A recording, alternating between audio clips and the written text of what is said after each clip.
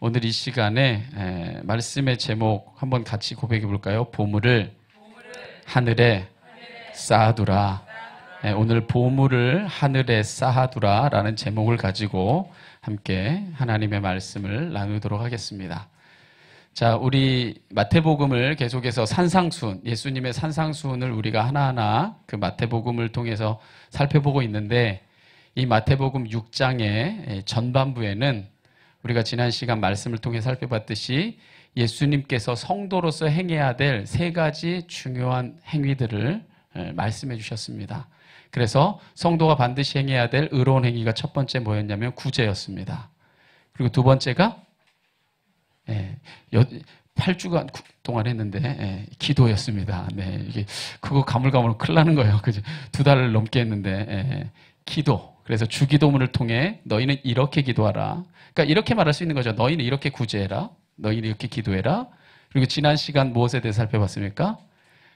금식. 너희는 이렇게 금식해라. 그래서 마태복음 6장 전반부에 성도로서 행해야 될 의로운 구제, 그리고 기도, 그리고 금식에 대해서 가르치셨습니다. 그리고 이제 6장 후반부에는 그렇다면 이렇게 참된 성도가 된 자들이 어떠한 가치관을 가지고 세상을 살아가야 되는가 오늘 말씀해 주시는 겁니다. 바로 어떠한 가치관을 가지고 살아야 되는가 오늘 처음 예수님께서 가르치시면서 이렇게 말씀하십니다. 우리 오늘 구절은 길지 않으니까 함께 같이 읽어보면 19절 시작. 너희를 위하여 보물을 땅에 쌓아두지 말라. 거기는 좀과 동록이 해하며 도둑이 구멍을 뚫고 도둑질하느니라 말합니다. 한번 여러분 거기다 적어봅시다. 주보에다가 너희를 위하여 보물을 어디에 쌓지 말아라? 땅에 쌓아두지 말아라. 자, 예수님은 보물을 땅에 쌓아두지 말라고 가르칩니다. 왜냐하면 그 보물이 땅에 쌓아두게 되면은 좀먹고 녹슬고 도둑질 당해서 해쳐진다는 거예요. 그러면서 주님은 우리에게 무엇이라 당부하느냐? 이렇게 당부합니다. 20절에 보면 자, 오직 너희를 위하여 보물을 어디에 쌓아놔라? 하늘에 쌓아둬라. 여러분 한번 적어보세요. 보물을 하늘에 쌓아두라. 자, 거기는 좀이나 동록이 해하지 못하며 도둑이 구멍을 뚫지도 못하고 도둑질도 못하느니라 예수님이 가르쳐 주십니다. 자, 보물을 하늘에 쌓아야 되는 이유는 분명합니다. 왜냐? 그곳에서는 결코 그 보물이 상하지도 않고 흩어지지도 않고 하나님 나라의 상급으로 그대로 남겨지기 때문입니다. 자, 그렇다면 이제 여기서 우리는 질문을 하게 됩니다.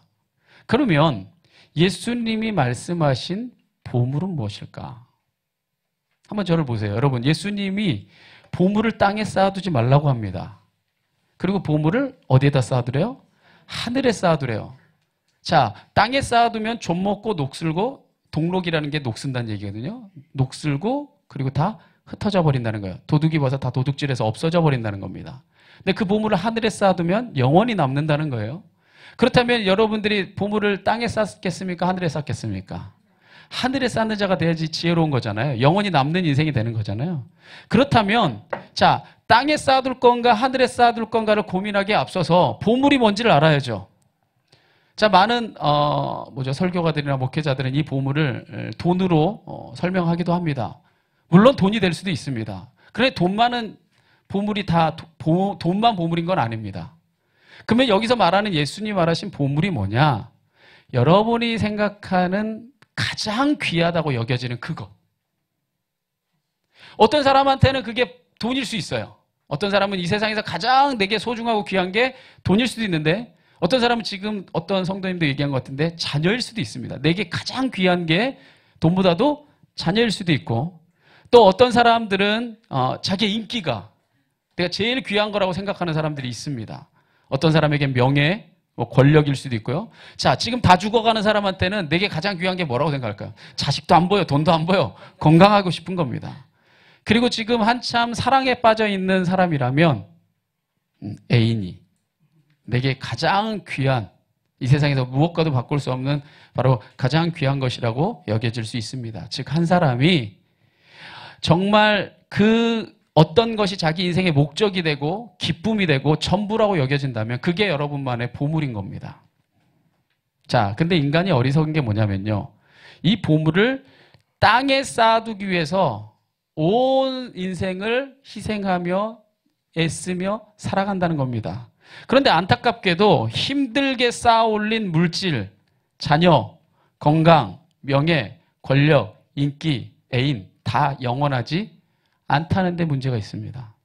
자, 땅에 쌓아둬서 그것을 영원히 누렸으면 좋겠는데 애인이요. 한 5년만 지나보세요.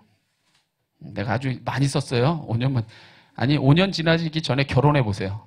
이제 몇 개월 지나면 그게 내 생에 가장 귀한 것으로 여겨지지 않는 경우가 너무나 많잖아요. 그죠?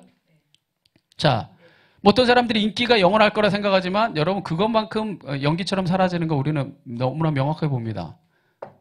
자, 불과 4년 전 이 나라의 권력을 잡았던 대통령도 그 휘황찬란하게 많은 사람들이 이끌고 대단할 것 같았지만 그 마지막의 끝이 권력도 영원하지 않고, 그죠? 사람이 남겨놨던 이름도 영원하지 않고, 세상에 땅에 쌓아두면 그게 영원할 것 같은데 영원하지 않고 다 좀먹고 녹슬고 도둑질 당해서 사라진다는 겁니다. 그런데요, 그것을 알면서도 인간이 참 이상한 게 뭔지 아세요? 인간이요, 자기만은 안 그럴 거라는 이상한 믿음을 가지고 있어요. 내가 쌓아놓은 물질만은 안 그럴 거야. 내가 이렇게 자녀한테 공들였는데 이 자녀만은 안 그럴 거야. 그죠? 예, 기대도 안 하는 분도 있대요. 예. 뭐 사람들이요 참 이상한 믿음을 가지고 있는데 나만은 괜찮을 거라는 그런 이상한 착각을 가지고 삽니다. 그래서 인간이 끝까지 우매한 길을 걸어가죠. 자, 그렇다면 여기서 묻습니다. 그럼 그 수많은 내가 가장 귀하다 여겨지는, 여기 어떤 사람은 분명히 돈이 있을 거고 어떤 사람은 자녀도 있을 거고 다양한 여러분만의 가장 귀중한 보물이 있을 겁니다. 여러분에게. 그럼 그 보물을 땅에 쌓아둔다는 것은 어떤 의미냐? 자, 여러분이 생각하는 뭐 여러 가지들, 뭐 많은 설교자들이 이걸 돈으로, 물질로 설명한 부분은 많기 때문에 저는 한번 여기 부모님들도 꽤 있고 또 부모를 둔 자녀들도 있으니까 한번 자녀를 예로 들어서 한번 제가 설명해 보고자 합니다. 자, 이 자녀, 내게 있어서 가장 귀한 보물이 이 자녀를 땅에 쌓아둔다는 건 어떤 의미일까? 자, 오늘날 많은 성도들이 보물이 자녀인 경우 많죠. 그죠? 여기 있는 대다수의 부모님들은 돈보다도 자녀가 더 귀중할 겁니다. 그래서 자녀를 위해서요, 아주 많은 것을 포기하고 살아갑니다. 때로는 내가 밤낮 땀 흘려 번 돈, 자녀를 위해 아낌없이 쓰고요. 내 모든 시간 자녀를 위해서 다 쓰고요. 정력 다 쏟아 부어서 살아갑니다. 자, 그렇게 자녀를 양육하면서 이 자녀가 세상의 땅의 것을 얻는데 유리한 자리, 땅의 것을 얻는데 관심하도록 최선을 다해 노력합니다. 근데 그게 나쁜 건 아니에요. 그죠? 세상이 말하는 어떤 명예라든지 지식이라든지 이거 얻는 것 자체가 나쁜 건 아닙니다. 자, 그런데 문제는 뭐냐? 그것 자체가 완전한 목적이 되면 거기서부터 틀어지기 시작합니다. 그래서 이 자녀가 하나님을 예배하는 것보다 공부 잘하는 것에 더 관심이 갑니다. 행여 어떤 부모들은 자녀가 보물인 사람 중엔 고3이 될라 치면 그냥 예배는 아주 예배 시작했다, 예배 끝났다 빨리 하고 그 주일날에도 한 시간이라도 빨리 독서실에 가서라든지 학원에 가서라든지 공부를 해서 정말 자기가 원하는 대학, 정말 자기가 원하는 길을 갔으면 하는 마음이 한켠에 있습니다. 자, 그러니 그렇게 살다 보면 자녀들이요, 주일날 예배 드리러 가주는 것이 마치 뭐가 벼슬이라도 됐냐 이렇게 변질되기도 합니다. 내가 예배 드려줄게. 부모가 그렇게 원하면 그렇게 드려주지만 그런데 그것이 완전한 목적이 되지는 못하죠. 그래서 마치 그것이 예배하는 것이 마치 선심 쓰는 양 행동하기도 하죠. 심지어는요, 자녀가 돈 쓰는 거 아까워하면 부모가 헌금도 대신해 줍니다. 그리고 기도 안 하면 부모가 기도도 대신해 줍니다.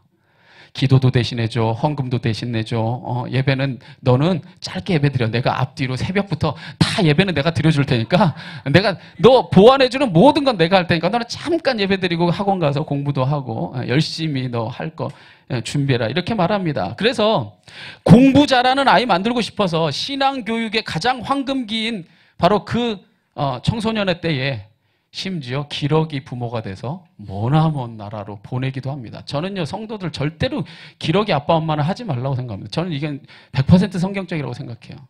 가장 그 교감을 나누고 신앙을 전수해야 될 그 시기에 I'm Daniel. I'm from Korea. 이거 배우라고.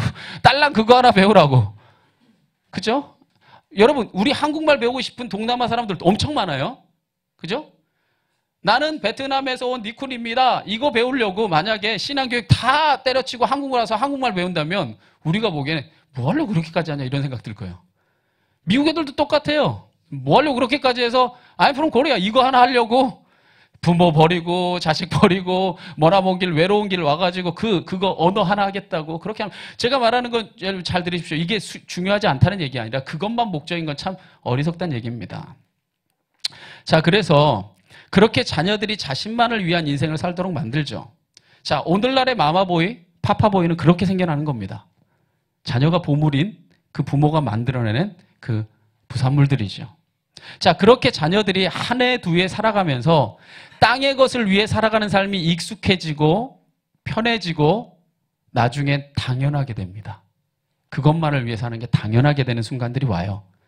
아이러니한 것은요, 그토록 철저하게 땅의 것을 위해 살도록 교육하고 훈련해놓고 성인이 딱 되고 나면 부모가 뭘 기대하냐? 여긴 지금 성도들을 두고 얘기하는 겁니다. 누구보다 신실한 크리스찬이 되기를 원합니다. 그죠? 그 모든 중요한 순간들, 그 교육의 모든 과정들의 땅의 것을 위해 살도록 그렇게 훈련했는데, 교육했는데, 성인이 되고 나서부터는 나와 신앙의 동반자가 되기를, 이만큼의 강을 건너서 같이 걸어가기를 그렇게 원하는 겁니다. 안타깝지만 그것은 천지가 개벽하는 것보다 훨씬 더 힘든 일입니다. 거의 불가능한 일이에요. 왠 줄 아세요?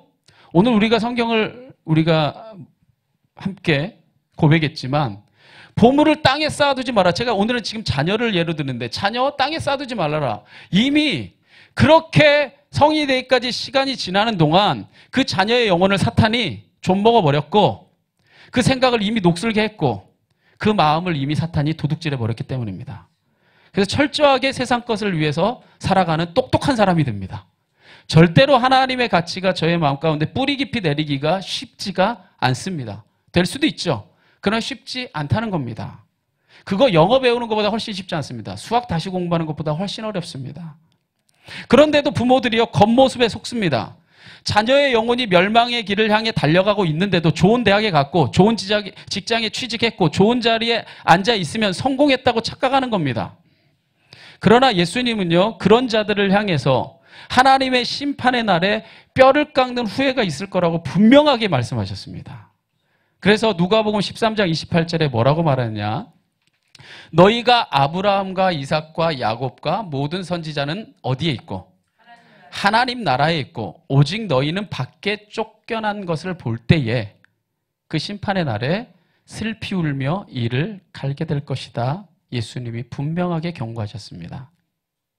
자, 보물을 땅에 쌓아두는 삶이 당장에는 이익인 것 같고 지혜로운 길을 선택한 것 같지만 결국에는 하나님 나라에 속할 수 없는, 하나님 나라와는 정반대의 길을 걸어가 버린 그 하나님 나라에서 쫓겨난 인생이 되고 말 것이라고 예수님이 말씀하셨습니다. 저는요, 우리가 참 공부를 잘했다고 생각합니다. 많이 했다고 생각합니다. 잘했다기보단 많이 했다고. 지난 1년간 정말 부유한 시대를 살았던 우리들의 자녀들이, 대표적인 자녀들의 표상들이 정말 얼마나 정말 세상 것에 매여서 사는 모습이 추한 것인지 똑똑히 봤습니다. 그죠? 최고의 권력자는 대통령의 자녀였고 그 뒤를 이었던 수많은 요직에 앉았던 사람들은 부유한 세대를 살았던 자녀들의 대표적인 표상들입니다. 그들은 참으로 좋은 머리를 가졌고 재능도 있고 능력도 많았습니다. 그 좋은 대학, 그 어려운 시험, 그 많은 일을 감당하기 위해서 참으로 많은 시간 공부도 했고 노력도 했고 땀도 흘렸을 겁니다. 다만 저는요 그렇게 생각합니다. 그들의 노력이 부족하진 않았습니다. 많이 노력했어요. 그렇죠? 그러니까 그렇게 좋은 대학도 갔고 그렇게 어려운 시험도 통과했고 그렇게 어려운 요직에도 앉아냈습니다. 정말 그들은 열심히 노력했고 살았어요. 그런데 그들의 노력이 부족했던 건 아닌데 중요한 건 뭐냐? 목적이 잘못됐습니다. 땅의 것을 위해서 땅의 것을 쌓아놓느라 땅의 것만을 세우려고 바벨탑을 쌓으려고 자기 인생을 살다 보니 자신의 보물을 쌓아놓기 위해서 남을 속이고 남을 짓밟고 남을 피눈물 나게 했던 겁니다. 결국에 그 결과 어떻게 됐습니까? 만인의 손가락질 받는 인생으로 마무리 짓고 말았습니다. 저는 이 사람들을 저주하는 게 아닙니다. 저는 하나님 믿는 목회자로서 저는 이것이야말로 신앙적으로 하나님께서 저들에게 주신 절호의 기회라고 믿습니다. 할렐루야. 우리는 그 신앙의 눈으로 인생을 해석하는 사람들이에요. 왜냐? 지금이라도 보물을 땅에 쌓아 놓으려고 발버둥 치는 인생이 얼마나 헛된 것인가, 인생이 무상한 것인가를 깨닫고 주님께 돌아온다면 이 모든 고난이 오히려 지금 어려움을 당하고 있는 많은 그 분들에게 오히려 복이 될 것입니다. 할렐루야. 진짜 인생에서 중요한 의미를 되찾을 기회가 되기 때문입니다. 그러나 분명한 것은 그 사람들이 땅에 너무 많은 것을 쌓아놨기 때문에 주님께로 돌아오는 일이 낙타가 바늘길을 통과하는 것처럼 결코 쉽지 않을 겁니다. 왜? 땅에 쌓아놓은 너무 많은 것들이 돌이키지 말라고 자기를 붙잡는 거예요. 왜냐? 저들의 영혼이 이미 좀먹었고 녹슬었고 그 마음이 세상 것에 이미 도적질을 당했기 때문에 돌이키는데 정말 이 낙타가 바늘길을 통과하는 것처럼 정말 각고의 회개하는 마음이 없이는 돌아오기가 너무 힘든 겁니다. 마치 예수님을 찾아왔던 한 부자 청년처럼 이 부자 청년이요, 예수님의 제자가 되고 싶다고 찾아왔어요. 그런데 예수님이 저를 보고 너 정말 온전한 나의 제자가 되고 싶다면 네가 가진 재물을 다 팔아서 네 가진 재물 가난한 자들에게 다 나눠주고 나를 따를래? 물었어요. 그때 청년이 어떻게 대답하냐면 이렇게 반응합니다. 자, 예수님이 물으시죠. 내가 온전하고자 할진대 가서 내 소유를 팔아 가난한 자들에게 주라. 그리하면 어디에 보화가 있게 될 것이다. 하늘에서 보화가 내게 있을 거야. 분명히 약속해 줬습니다. 지금 가르치신 맥락하고 같잖아요. 그리고 와서야 나를 뭐 해라? 따르라. 이게 너 진심이다. 너 보물도 갖고 있고 세상 거 다 갖고 있고 나하고 조금 삐끗해지면 너 다시 돌아갈 자리 얼마든지 만들어 놓고 나 따르는 거 온전히 따르는 거 아니야. 그건 너 철저히 계산하고 내가 유명하고 내가 많은 사람에게 알려져 있으니까 네가 유익한 길, 더 성공하는 길을 선택하는 거지 네가 절대적으로 나를 따르는 삶이 아닌 거야. 너 온전하고자 하거든. 너 거 내려놓고 나를 따라라. 그럼 하늘의 보화로 남을 거다. 분명히 말씀하셨는데 청년이 뭐가 많으므로? 재물이 많기 때문에 말씀을 듣고 근심하며 떠나가 버립니다. 쉽지 않다는 얘기예요. 분명한 기회가 있었지만 주님의 길을 따르는 게 쉽지 않았습니다. 왜? 땅의 것에 관심하며 살았던 인생이 너무 기니까. 여러분, 녹도 적당히 쓸어야 깨끗하게 만드는데 좀 더 적당히 먹어야 다시 쓸 수 있는데 너무 많이 먹어버리면 돌이키기가 쉽지가 않은 겁니다. 결국 부자 청년은 예수님의 제자가 되지 못하고 땅의 것을 선택하고 맙니다. 거기에 머무는 인생이 되고 말았습니다. 여러분, 당시에 예수님과 이 부자 청년의 대화를 들었던 많은 사람들은 부자 청년이 지혜로운 선택을 했다고 생각했을 수도 있습니다. 그죠? 엄청난 재물을 가지고 뭐 하려고 아무것도 없어 보이는 머리 둘 곳조차 없는 저 이 신앙의 지도자라고 말해지는 아직 많은 사람들이 인정받지도 못하는 저 스승을 따라가는가. 그냥 그 재물 가지고 평생 호의호식하면서 편안하게 살아가지. 그게 오히려 지혜로운 선택이야라고 생각하는 사람들 분명히 있었을 것이고 제가 생각하기에는 훨씬 많았을 겁니다. 그러나 인생의 전체를 돌아볼 때에 이처럼 어리석은 선택은 없었어요. 왠지 아십니까? 이 부자 청년은 제가 단언컨대 얘기합니다. 100% 죽었습니다. 죽었어요. 그가 지금도 살아있다면, 지금도 떵떵거리고 산다면, 지금도 자기가 가진 재물을 다 누리고 산다면 그러면 물음표죠. 나도 이 길을 선택하겠어요. 그런데 100% 부자 청년은 죽었어요. 그럼 죽은 다음에 무엇이 있을 거냐? 성경은 분명하게 이렇게 말합니다. 히브리서 9장 27절에 한 번 죽는 것은 사람에게 정해진 것이요 그 후에는 심판이 있으리니. 할렐루야. 여러분, 하나님의 말씀을 믿습니까? 아멘. 여러분, 인생이 죽는 것도 믿습니까? 그거 안 믿어도 다 죽어요. 그런데 하나님이 분명히 정해준 것이 뭐냐? 한 번 죽는 것은 하나님이 사람한테 정해준 것이고 죽는 것만 정해준 게 아니라 죽은 후에는 너의 삶을 헤아려 보는, 여기서 심판은 꼭 저주가 아닙니다. 잘한 것 잘했다 칭찬하고 상급받고 영광을 받는 거고 못한 것 잘못됐다 심판받는 날이 있다는 겁니다. 우리는 하나님의 이 심판을 믿기 때문에 크리스찬인 겁니다. 할렐루야. 여러분, 만약에 하나님의 심판이 없다면 우리가 무엇 때문에 땅의 것을 세상 속에서 우리가 쌓지 않으려고 노력해야 됩니까? 땅의 것 열심히 누리며 살아야죠. 무엇 때문에 우리가 하늘의 것 쌓으려고 노력합니까? 그냥 우리가 보이는 것 추구하고 살아가면 됩니다. 그러나 우리가 이 하나님의 심판을 믿기 때문에 우리의 삶을 돌아보고 돌이키고 성찰하고 다시금 하나님의 뜻에 맞게 살아가는 것 아니겠습니까? 결국 하나님 심판하시는 날 우리가 무엇을 위해 살았는지 하나님이 분명히 물을 겁니다. 너 무엇을 위해 살았느냐? 땅의 것을 위해 살았느냐? 땅에 머물러라. 하늘의 것을 구하며 살았느냐? 나와 함께 영원히 거하자.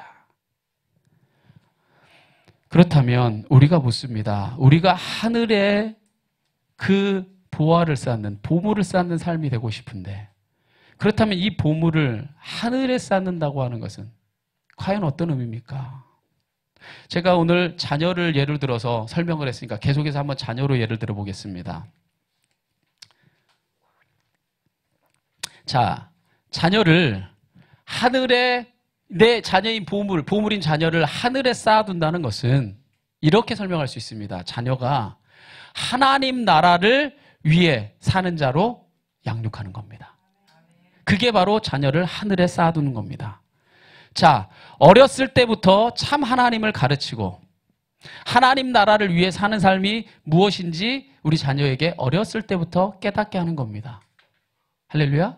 그게 바로 자녀가 하늘에 쌓아두는 존재가 되는 겁니다. 그래서 이것을 위해서 부모가 몸소 모범이 돼서 하나님 사랑을 행하며 살아야 됩니다. 내게 있는 가장 귀한 재물, 내게 있는 가장 귀한 시간, 내게 있는 가장 귀한 헌신을 하나님께 드리는 모습을 보여주는 거예요. 할렐루야. 저도 그걸 보며 자랐습니다. 그러니까 저도 때로는 어머님하고 뭐 의견도 안 맞는 거 있고 뭐 때로는 사이가 안 좋을 때도 있어요. 그러나 제가 어렸을 때 봤던 신앙의 모범을 저는 그대로 또 쫓아가고 있는 나를 발견합니다. 그러니까 그 자녀가 어렸을 때부터 하나님 나라를 위해 살 수 있도록 양육해 주는 거죠. 그리고 그 부모도 그 본을 따라 가장 중요한 그 모델은 부모이기 때문에 그 부모가 그 모델로 살아가는 겁니다. 자, 그렇게 하나님을 위해서 최선을 다해 살아가고 예수님이 명령하셨던 것처럼 하나님 사랑하고 이웃 사랑하셨으니 하나님 사랑하는 마음으로 내게 가장 귀한 재물, 내게 가장 귀한 시간, 내게 가장 귀한 헌신을 들여서 사람 사랑하는 모습을 사랑하며 보여주는 겁니다. 할렐루야. 또 교회 안에서 분명히 예수님이 마지막으로 우리에게 세 계명을 주시기를 서로 사랑하라 했으니 서로 비난하고 정죄하고 판단하고 또 서로 욕하지 아니하고 이 교회 지체 안에서 서로 사랑하고 섬기는 모습을 보여주는 겁니다. 할렐루야. 그러면 그 자녀가 그 하늘에 소망을 두고 살아가는 자녀가 됩니다.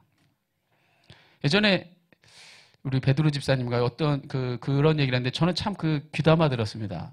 그 귀한 얘기다 생각했는데 보세요. 자녀가 공부 잘하라고 영어 수학은 열심히 과외시키면서 하나님 말씀은 주일날 1시간 외에는 가르치지도 않고 묵상하지도 않게 그냥 내버려 둔다면 어떻게 자녀가 수학보다 하나님 말씀을 귀하게 여기고 어떻게 자녀가 영어보다 하나님 말씀을 외울 수 있겠어요? 그렇지 않습니까? 그럼 가만히 두고 생각해 보십시오. 우리 자녀를 교회 보낸다. 일주일에 한 번 보냅니다. 대부분. 한 번 보내서 하나님 말씀 얼마나 들을까요? 자녀들이요? 20분 정도 듣습니다. 그러니까 하나님 말씀 듣고 묵상하는 시간은 한 주 내내 살아가는 동안에 딱 한 20-30분 고작 들어요. 자, 그럼 요즘 초등학생만 돼도 영어 몇 시간 공부해요? 은총이 몇 시간이에요? 5시간을 하죠. 근데 5시간은 가서 듣는 시간이고 그 숙제하려면은 몇 시간을 더 해야겠죠. 그죠? 저한테 그때 영어 한참 배운다고 한참 영어로 얘기하다가 제가 이겼어요. 3마디 하더니 아직까지는 안 되더라고. 예. 저도 영어 공부 미국에 살 때 하루에 16시간, 17시간씩 했습니다. 이거 해야 된다고 생각하니까 그렇게 했어요. 아침에, 점심, 저녁 그냥 책상에 앉아서 한 번도 안 내려가고 계속 공부한 적도 있습니다. 여러분, 자, 한 자녀가 일주일간 살아가는데 하나님 말씀 1시간도 제대로 안 듣는데 TV 한번 틀면 무한도전 80분씩 보고 그죠? 1박 2일 주일날 예배 20분 드리고 가서 그냥 1시간 넘도록 그냥 1박 2일 묵상하고 그죠? 그 TV 보고 또 수학한다고 공부하고 영어 한다고 공부하고 세상 것에 매여서 계속 살아가면서 그런 인생을 살아가 놓고는 나중에 하나님을 위해서 너가 무엇을 가지고 있느냐고 물으면 우리에게 무엇이 있겠습니까? 사실은요, 우리가 자녀가 영어 단어 외우는 것보다 하나님 말씀에 더 등한시하고 때로는 우리가 하나님의 그 말씀을 따라 사는 길에 어쩌면 우리는 표피적으로 겉으로만 관심이 있는 건지도 모릅니다. 저는요 이렇게 믿습니다. 자녀를 보물을 하늘에 쌓아두는 인생은요 이 자녀가 하나님의 영광을 위해서 자기의 모든 것까지도 아낌없이 내어줄 수 있다는 마음을 심어줄 수 있는 것, 그게 하늘의 상급을 쌓는 겁니다. 만약에 그 마음이 심겨진다면요 이 자녀는요 이 세상에 어떤 세파의 길을 걸어가도 하나님 나라를 향해 걸어가는 한 길 가는 순례자가 될 거예요. 믿으십니까? 그거야말로 이 자녀를 하늘에 정말 멋지게 쌓아놓는 일입니다. 저는 그런 의미에서 우리 교인이니까 참 칭찬하기 쑥스럽지만 우리 강평우 집사님과 김선 집사님 정말 잘하고 있다고 생각해요. 제일 중요한 시기에 그 시간에요 사실 더 공부해야 된다고 생각하고 더 직장에서 인정받고 일해야 된다고 생각하는 사람들이 있습니다. 근데 우리 자녀들을 정말 때마다 가장 어려운 그 하나님 복음도 전하면서 이웃도 섬기면서 그 선교하는 지역에 가서 그 몸소 가르치면서 행하는 게 천마디 만마디의 어떤 영어 단어를 외우는 것보다 여러분 말을 누가 만들었어요?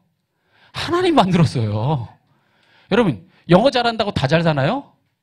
안 그래요. 영어 잘한다고 다 잘 사는 것도 아니고 수학이요 열심히 공부했던 거요 그대로 써먹고 사는 사람은요 100명 중에 1명도 제대로 안 돼요. 여러분 다 수학 배웠죠? 여러분 수학 배우고 살아요? 산수 쓰고 살아요. 산수. 이거 얼마예요? 1,700원인데 2,300원 받으면 되겠다.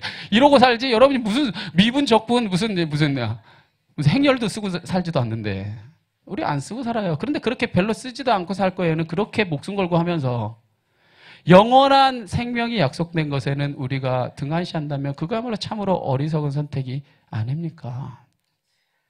저는요 이것이 비단 자녀에 국한된 문제가 아닙니다. 내게 가장 귀한 보물이 무엇이냐에 따라 얼마든지 그것은 다 적용될 수 있습니다. 한번 이 보물을 많은 사람들은 돈으로 얘기하죠. 그럼 돈도 그렇습니다.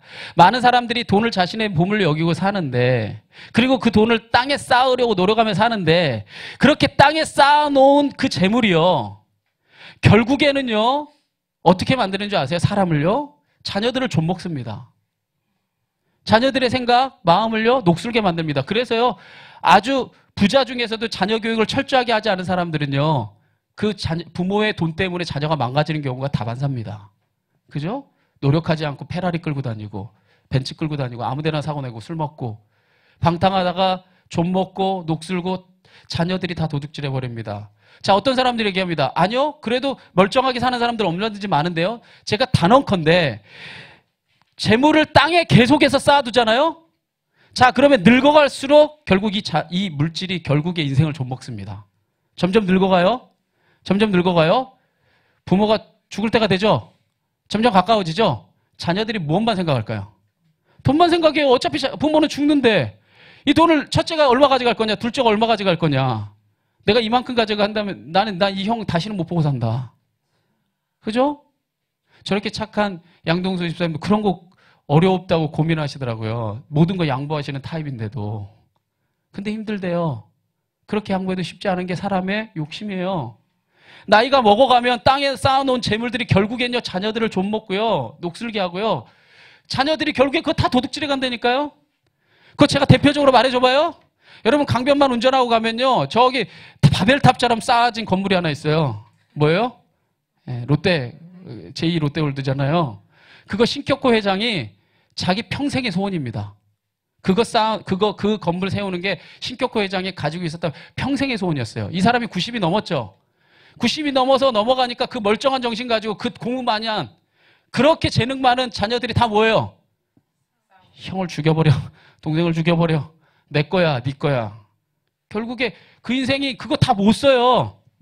하루에 1조씩 써도 다 못 쓰고 갈지도 몰라요. 아닌가? 그 정도까지는 아닌가? 하여튼 엄청나게 써도 못 써요. 그런데 그거 가지고 인생이 어떻게 됩니까? 좀 먹고 있잖아요. 녹슬고 있잖아요. 결국엔. 아니 뭐 롯데만 그렇습니까? 삼성은 어때요? 다 그렇습니다. 대표적인 제가 예를 들어서 그렇지 가장 많이 쌓아놓은 사람들이 가장 많이 좀 먹고 있는 모습들을 우리가 보지를 않습니까? 그렇다면 이 재물을 하늘에 쌓아놓는 비밀은 뭡니까? 그 비밀에 대해서요 여러분 놀랍게도 예수님이 가르쳐줬어요. 뭐라고 예수님이 가르쳐줬냐? 너희 소유를 팔아 뭐해라? 구제하여 낡아지지 아니하는 배낭을 만들라. 곧 하늘에 둔 바 다함이 없는 보물이 될 거다. 그러니까 네가 가진 재물 가지고 뭐 할 때? 구제할 때에 하늘에 둔 바 다함이 없는 보물이 되리니 거기는 도둑도 가까이 하는 일이 없고 좀도 먹는 일이 없다. 결국 너가 가진 재물을 가지고 이것을 다른 말로 표현하면 뭐냐? 생명 살려라. 구제하라는 게 뭡니까? 먹을 것만 줘서 사실 구제하는 거 그 사람은 결국엔 죽어요. 그렇잖아요. 우리가 먹을 거 많이 줘봐야 그 사람이 계속 그냥 먹다가 죽는 거죠. 결국에 이 구제라고 하는 것은 영혼의 구제까지를 염두에 둔 구제겠죠. 그죠? 결국 이것은 뭐냐? 생명을 살리라는 얘기입니다. 네가 가진 물질 가지고. 그렇다면 여러분이 물질이 많아야 될 자격이 있어요. 그것을 위해서 물질을 보세요. 그것을 위해서 물질을 모으세요. 그래서 요한 웨슬리가 말했지 않았습니까? 최선을 다해서 벌어라. 최선을 다해서 저축해라. 그리고 최선을 다해서 나눠라. 할렐루야. 그게 인생의 목적이 되면 그게 여러분의 인생을 좀먹지 않습니다. 그것은요, 하늘에 쌓아둔 상급이 됩니다. 왠지 아십니까? 결국 그 물질이 누군가의 생명으로 올라갔기 때문에 이건 좀먹을 수가 없어요. 이건 녹슬 수도 없어요. 왜? 이 생명이 하나님 나라에서 나와 만날 영혼이 되기 때문에. 이것이야말로 정말 물질을 물질답게 정말 아름답게 사용한 예가 아니겠습니까? 이렇게 보물을 하늘에 쌓는 자가 되어야 되는 결정적인 이유를요, 예수님이 이렇게 우리에게 말씀하십니다. 이거는 가장 중요한 말씀이니까 21절로 함께 고백합시다. 시작. 내 보물 있는 그곳에는 내 마음도 있느니라. 한번 적어봅시다. 내 보물이 있는 그곳에는 내 마음도 있느니라. 사람은 누구나 자신의 보물이 있는 곳에 마음이 향하게 되어 있습니다. 자, 아까 제가 예로 들었던 자녀가 보물인 사람은요, 예배하러 와서도 일생을 살아가면서도 노심초사 내 자녀가 어떻게 될까? 내 자녀가 무엇을 할까? 내 자녀만 생각합니다. 물질이 자기 인생의 보물인 사람은 이걸 해도 어떻게 하면 돈 벌까? 저걸 해도 어떻게 하면 돈 벌까? 어떻게 하면 저 사람한테서 돈을 끄집어낼까? 어떻게 하면 이 사람에게서 내가 돈을 뽑아먹을 수 있을까? 돈밖에 생각하지 않습니다. 결국 매사에 자기가 생각하는 가장 귀한 것에 모든 마음을 쏟게 돼 있습니다. 그러므로 보세요. 예수님께서 보물을 하늘에 쌓아두라고 한 이유는 뭐냐? 그것은 이겁니다. 하나님이 돈이 없어요? 하나님 돈을 쓰시는 분이 아니에요. 영이신데 하나님 무슨 돈을 씁니까? 근데 하나님이 여러분의 가장 귀한 것을 바치래요. 그래서 하늘에 쌓아두래요. 그 얘기는 뭐냐? 우리가 하나님께 우리의 가장 귀한 것을 드리면 우리의 마음이 누구를 향할까요? 하나님을 향하게 되겠죠. 하나님 책임져 달라고 하나님 바라보게 되겠죠. 결국 이 말씀은 뭐냐? 하나님이 너희의 마음을 받고 싶다는 겁니다. 오늘 주위를 둘러보십시오. 오늘 봄의 날에 아주 좋은 날에 많은 분들이 예배를 드리지 않았습니다. 여러분, 어떤 말을 했건 그 분들에게 가장 중요한 중심은 하나님이 아닌 겁니다. 그건 가슴 아프지만 목회자가 선포해야 되는 일이에요. 때로는. 전 여러분을 저주하는 것도 아니고 여러분을 축복하고 언제나 여러분이 잘 되기만을 바라는 노심초사 바랍니다. 그렇기 때문에 예배하지 않는 것은 하나님이 심판하시는 게 오히려 맞습니다. 왜냐? 그래야 아까 제가 설교 서두에 예를 들었던 너무 멀리 간 사람처럼 멀리 갔다 돌아오면 돌아올 수 없으니까 때로는 우리가 짧게 잘못했을 때 하나님이 깨닫게 해주는 것은 그것은 절대로 여러분을 하나님이 미워하는 게 아니라 가장 사랑한다는 증거입니다. 저는 그것이 여러분에게 여러분을 망가뜨리고 그게 아니라 마음의 깨달음으로 줄 수도 있고 아니면 여러분이 어떠한 모습으로든지 주님이 여러분의 마음에 가서 만나서 말씀하실 수 있습니다. 그러나 그럼에도 불구하고 여러분의 삶의 보물이 하나님이 아니라면 그것은 사실 의미가 없는 겁니다. 우리 인생을 결국에는 망가뜨리게 될 겁니다. 우리가 보물을 하늘에 쌓아두는 자가 되면 우리의 눈이 언제나 하나님을 향하게 될 것입니다. 저는 우리 성도님들이 그렇게 되기를 원합니다. 저는요, 제가 이런 심판이나 이런 메시지 같은 건 잘 전하지를 않아요. 그런데 전하지 않는다고 해서 진리가 아닌 게 아닙니다. 할렐루야. 때로는 어렵더라도 전해야 되는 게 목회자의 사명이에요. 저는 이런 메시지를 굳이 뽑아서 전하지는 않는데 오늘 강의하는 중에 분명히 나왔기 때문에 여러분에게 강력하게 선포합니다. 하나님을 중심에 두는 자가 되십시오.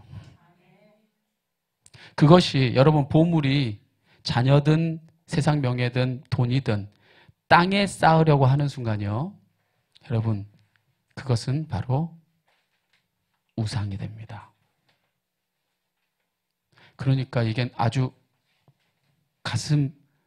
깜짝 놀랄 일입니다. 내 가장 사랑하는 보물인 자녀가 가장 저주해야 될 우상이 될 수도 있다는 얘기예요. 할렐루야. 아멘 할 수 있어야 됩니다. 근데 그 자녀를 하늘에 쌓아두면 그 자녀는 찬란한 면류관이 됩니다. 할렐루야. 우상으로 전락하게 만들겠습니까? 찬란한 면류관이 되게 하시겠습니까? 그래서 우리가 정말 하나님의 나라와 영광을 위해서 하늘의 보화를 쌓는 자녀가 될 수 있기를 진심으로 축원합니다. 우리가 보물을 하늘에 쌓는 것이 우리가 하나님을 위한 것이라고 오해하기 쉽습니다. 우리가 보물 하늘에 쌓아두니 하나님 좋죠라고 생각하기 쉽습니다. 그러나 오늘 이 말씀을 예수님이 가르치면서 가장 중요한 핵심은 가장 서두에 있었어요. 무엇이라고 예수님이 얘기했냐면요, 자, 이렇게 말합니다. 오직 누구를 위해서? 너를 위한 거야. 너희를 위해서 보물을 하늘에 쌓아둬라. 거기는 좀이나 동록이 해하지 않고 도둑이 구멍 뚫지도 못하고 도둑질 못하는 곳이니, 이거 하늘에 상급 쌓아놓는 게, 하늘에 보물 쌓아놓는 게 나를 위한 거라 생각하니? 아니, 너를 위한 거야. 보물의 핵심은 바로 여기 있습니다. 우리가 땅에 보물을 쌓지 않고 하늘에 쌓아두게 되면요, 되게 아깝게 하나님 앞에 드린 자녀 같지만 사무엘같이 될 것입니다. 하나님께 바쳐진 인생 같지만 다니엘같이 될 것입니다. 할렐루야. 그것이야말로 부모를 가장 영화롭게 하는 일이 되지 않습니까? 그것이야말로 부모의 가장 아름다운 면류관이 되지 않습니까? 결국 보물을 쌓지 않고 하늘에 쌓아두는, 땅에 쌓지 않고 하늘에 쌓아두고 사는 것, 그것이 결국에는 나에게 가장 아름다운 면류관으로 다가올 겁니다. 땅에 보물을 쌓아놓느라, 돈을 쌓아놓느라 내 인생만을 위해서 살아온 모든 인생, 죽는 순간에 다 후회밖에 남지 않을 겁니다. 근데 그 물질로 수많은 영혼을 살렸다면 죽는 순간에 그보다 찬란한 면류관은 없을 겁니다. 무엇이 진짜 지혜로운 인생입니까? 그래서 모세에게 하나님이 율법을 주신 다음에 그 율법에 대해서 하나님이 무엇이라고 모세를 통해 말씀하시느냐, 내가 오늘 누구의 행복을 위해서, 너의 행복을 위해서 내게 명하는 여호와의 명령과 규례를 지킬 것이 아니냐. 하나님의 말씀 지키는 것 나를 위한 거라고 생각하니? 아니, 그 말씀을 지키면 너의 행복이 이루어지는 일이다. 이제 보물을 땅에 쌓아놓는 어리석은 자가 되지 맙시다. 그것은 반드시 여러분 예언합니다. 좀 먹고 녹슬고 도둑질 당할 것입니다. 이것을 다른 말로 얘기하면 누리지 못할 거예요. 그게 좀 먹는 의미입니다. 누리지 못하는 것. 자신이 누리고 싶어서 땅에 쌓아놓고는 정작 누리지 못하는 인생이 된다는 일, 얼마나 이게 어리석고 가슴 아픈 일입니까? 그러나 하늘에 쌓아둔 보물은 우리가 영원히 누리는 것이 될 것입니다. 마지막 심판의 날에, 여러분, 공부 열심히 한 사람한테는 시험이요 기다려지는 일이에요. 공부 안 한 사람한테는 그 시험이 누구보다 피하고 싶은 일입니다.